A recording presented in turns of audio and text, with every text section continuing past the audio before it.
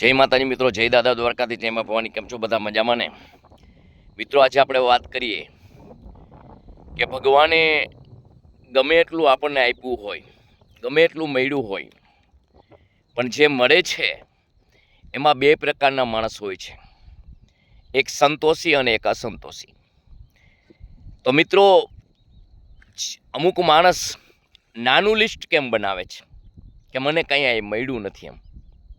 એનું એક કારણ એક છે મિત્રો, ભગવાન હર કોઈ માણસને પોતાના કર્મો પ્રમાણે આપે જ છે, પોતાની કૃતિ પ્રમાણે આપે છે, પોતાની મહેનત પ્રમાણે આપે છે. છતાં મિત્રો, જીવન માનવીય એવું છે ને કે માણસની જરૂરિયાત તો જ પૂરી થાય છે કે માણસના જીવનમાં સંતોષ હોય. માણસના જીવનમાં સંતોષ ન હોય ને તો કદાપી માણસને ગમે એટલો વૈભવ ભગવાને આપ્યો હોય ને તોય માણસને મગજની અંદર કંઈ નથી મળ્યું આવું જ થાય છે. ભગવાન જે આપે છે ને એ માણસ ગમે તે માણસ હોય ને એની લાયકાત ઉપરાંત આપે છે. ભગવાન કદાપી કોઈને ભેદભાવ રાખતો જ નથી. ભગવાન ભેદભાવ રાખે ને તો એને ભગવાનની પદવી ન મળે, ઈશ્વરની પદવી ન મળે. મિત્રો, માનવીય જીવનમાં તમારા જીવનની અંદર એમ તમને થાય ને કે મને કંઈ મળ્યું જ નથી, એ માણસ કદાપી સુખી ન રહી શકે. કારણ કે સુખ છે ને એ મેળવવામાં નથી, સુખ સંતોષમાં છે. તમે ગમે તેવું મળ્યું હોય પણ તમને એ જોવાની દ્રષ્ટિ જ ન હોય, તમને દેખાતું જ ન હોય, તમને એમાં કંઈ પણ વિચારવાનું સમય જ ન હોય, તો મિત્રો તમને ગમે તે એટલું ભગવાને ઈશ્વરે આપ્યું હશે ને એનાથી તમને અમીનો ઓડકાર નહીં આવે, પરંતુ તમારી તૃષ્ણા જ જાગશે. જીવનમાં માણસના એવું છે ને કે જ્યારે જ્યારે ઈશ્વર જે આપે છે ને ત્યારે એની નોંધ જે રાખવાની હોય છે ને એ માણસ કદી રાખતો નથી. માણસના જીવનની અંદર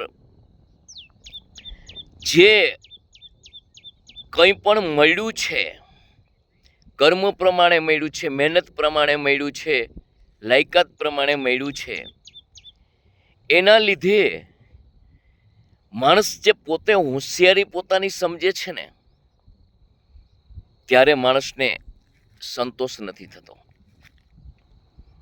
માણસ પોતાના જીવનમાં કંઈ પણ મેળવે છે એમાં પોતાના પ્રારબ્ધ, પોતાના કર્મ અને ભગવાનની મહેરબાની નથી માનતો ને ત્યારે માણસને સંતોષ નથી થતો. કારણ કે મિત્રો છે એવું કે મન અને બુદ્ધિથી જે મેળવેલી બધી વસ્તુ છે ને એ મન અને બુદ્ધિ ભગવાને આપણા કર્મ પ્રમાણે જ આપણને આપી છે, અને કર્મ પ્રમાણે આપી છે એટલે જ એ કર્મ પ્રમાણે આપણને મળે છે. પણ કદાચ ને એ બુદ્ધિ કદાચ ને આપણામાં ન હોય તો મેળવવાનું તો અહીંયા રહ્યું, પરંતુ આપણને સાચવવામાં પણ એક જણો જોઈએ. એવું માનવીય જીવન છે. ડગલે ને પગલે માંગ ધરાવતો માણસ છે ને એ કોઈ સુખી ન રહી શકે. ડગલે ને પગલે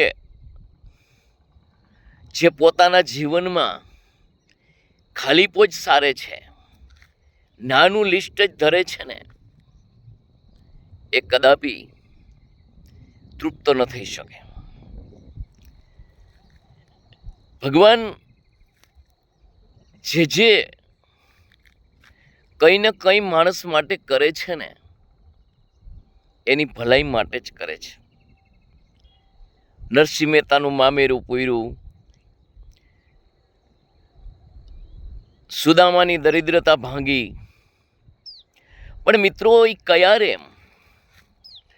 આજે મહાપુરુષો એ જે છે એ ભગવાનને કોઈ દી નાનું લિસ્ટ નથી ધર્યું. ગમે એવી પ્રતિકૂળ પરિસ્થિતિ આવીને તોય નાનું લિસ્ટ નથી ધર્યું. એનું કારણ એક કે ભગવાનને નજીકના એ હતા. કારણ કે નજીકના એટલે ભગવાનને ઓળખતા હતા કે ભગવાન સૌનું ભલું જ કરે છે, ભગવાન કોઈનું ખરાબ કરતા નથી, પરંતુ જે આપણે કંઈ પણ ભોગવી છે આપણા કર્મ પ્રમાણે ભોગવી છે. આપણને જે કંઈ આપ્યું છે આપણું માંડ માંડ પૂરું થાય છે. આવી સ્થિતિની અંદર પણ એ લોકો ભગવાનને ભૂલ્યા નથી. ભગવાનને કહ્યું છે કે ગમે તેવી પરિસ્થિતિ અમારી આવે છે એ તો અમારા કર્મ પ્રમાણે છે, પણ આમાંથી તું અમને પાર તો પાડે છે. આ જે વ્યક્તિ છે, આવું વ્યક્તિત્વ છે, આવા જે માણસ છે, આવું જીવન છે ને,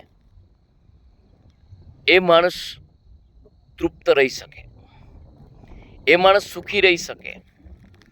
પરંતુ હર કોઈ વાતની અંદર જે માણસ પોતે નાનું લિસ્ટ ધરે છે ને, એ કદાપી જીવનની અંદર આનંદિત ન રહી શકે.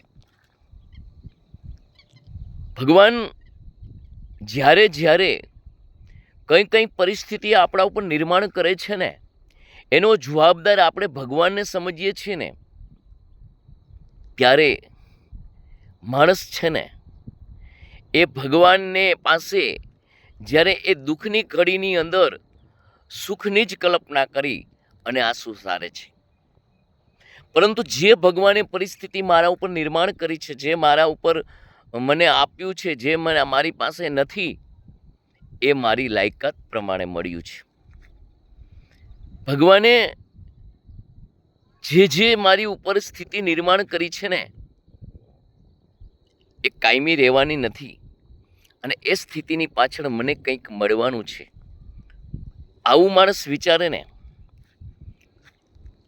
તો એ માણસ કદાપી દુઃખી ન થઈ શકે. પરંતુ હર કોઈ વાતની અંદર જે મને મેળવી આપેલી સંપત્તિની નોંધ ન લેતા મારી પાસે નથી અને બીજા પાસે છે, એની જ્યારે હું અપેક્ષા રાખું છું ને, ત્યારે હું દુઃખી થાઉં છું. મારી સ્થિતિ, બીજાની સ્થિતિ, મારું કર્મ, બીજાનું કર્મ, એ એક સરખા હોતા નથી. જેથી હું એવી કલ્પના કરું છું કે જે બીજાની પાસે છે એ મારી પાસે કેમ નથી, પણ મારી પાસે જે મને આપ્યું છે એ બીજા પાસે નથી, એવી કલ્પના હું નથી કરતો ને, ત્યારે હું દુઃખી થાઉં છું. ત્યારે મને જે ભગવાને આપ્યું ને એમાં સંતોષ નથી. ભગવાને જે મને મારા માટે જે કંઈ કર્યું છે ને, મારા માટે કંઈ અલગ કર્યું છે ને, એની હું જ્યારે નોંધ નથી લેતો ને, ત્યારે હું બીજાની અપેક્ષા રાખું છું. મને કરે છે, મારા ઉપર ભગવાન જે ઉપકાર કરે છે એ એની ફરજમાં આવે છે એવું આપણે સમજીએ છીએ, અને મને નથી કરતા, એ મારા ઉપર અવગણના કરે છે એવું જ્યારે આપણે સમજીએ છીએ ને, ત્યારે આપણે દુઃખી થઈએ છીએ. જીવનમાં હંમેશા માટે ભગવાનને નજીક અને ભગવાનનું આપેલાનું જો સંતોષ માનવો હોય ને, તો સર્વ સ્થિતિ આપણા કર્મ પ્રમાણે આપણે સમજી લેવી જોઈએ. જે મને મળે છે, નથી મળતું, એનો જવાબદાર ઈશ્વર નહીં, પણ જે મને આપે છે એનો જવાબદાર ઈશ્વર છે, એવું જ્યારે સમજીને, ત્યારે આપણે કદાપી નાનું લિસ્ટ ભગવાનની સામે ન મૂકી શકીએ. આવું જ્યારે જીવન મિત્રો બને ને, ત્યારે માણસ સુખી રહી શકે, સુખી બની શકે. એટલે સર્વ મિત્રોને મારે કહેવાનો એક જ મતલબ કે જે ભગવાન આપણા માટે જે કર્યું છે ને, એવું આપણા મા બાપ જ કરી શકે, અને બીજા નંબરની અંદર ઈશ્વર કરી શકે. એ તમારું કદાપી ખરાબ ન ઈચ્છી શકે. જે કંઈ પણ આપણે કર્મ આપણા એવા નબળા હોય છે કે જેના લીધે આપણે દુઃખી થતા હોય છે, પણ એની અંદરથી જ્યારે રસ્તો નીકળે છે ને, તો એ ઈશ્વર જ કાઢે છે. એટલે આપણા માટે સર્વત્ર સારું ઈશ્વર જ કરે છે. તો કદાપી ભગવાનના પાસે આપણે નાનું લિસ્ટ નહીં આપીએ. આપણે ભગવાનને પાસે જે મળ્યું છે એમાં આપણે સંતોષ માનશું, અને આપણા દિવસોમાં કંઈ પણ તકલીફ હોય તો આપણા સાથીદાર ભગવાન મારી સાથે સુખ દુઃખ ભોગવે છે એવું જ્યારે આપણે સમજશું ને તો કદાપી આપણે દુઃખી નહીં થઈએ. મિત્રો, મારો આ વિડીયો તમને કેવો લાગ્યો તમે કોમેન્ટ કરીને જણાવજો. મારા વિડીયોને લાઈક કરજો, શેર કરજો, સબસ્ક્રાઈબ કરજો. જય માતાજી, જય દાદા દ્વારકાથી, જય મા ભવાની.